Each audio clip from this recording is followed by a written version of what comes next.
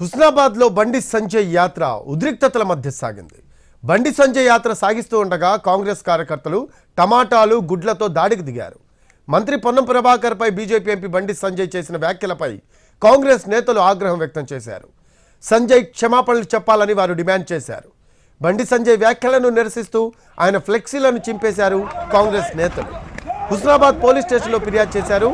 రోడ్డుపై బైఠాయించి Sanjay go back అంటూ నినాదాలు చేశారు.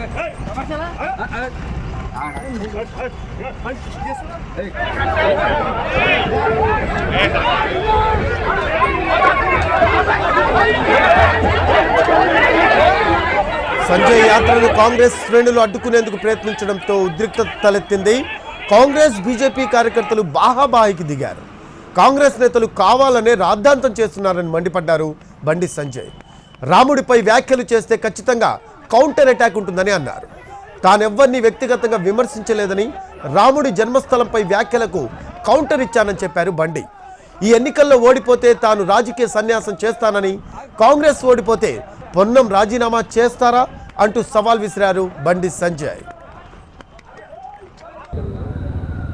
ప్రతిసారి ఏం మాట్లాడతాడో ఆయనకే తెలియదు.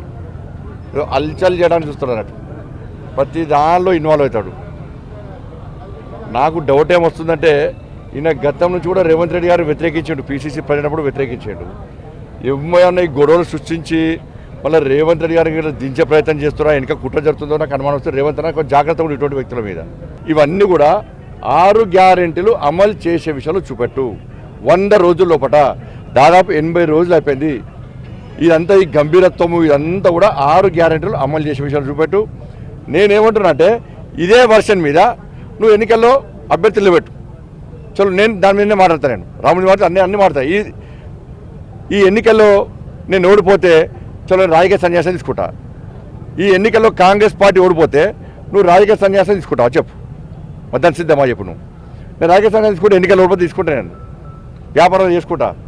ఏమంట ధర్మం గురించి మాట్లాడా, హిందుత్వం మాట్లాడా, ధర్మం మాట్లాడా, మాట్లాడా నేను పక్క జరుగుతా. నువ్వు పక్క జరుగుతా రాజకీయ సన్యాసం తీసుకుంటావు చెప్పాలి.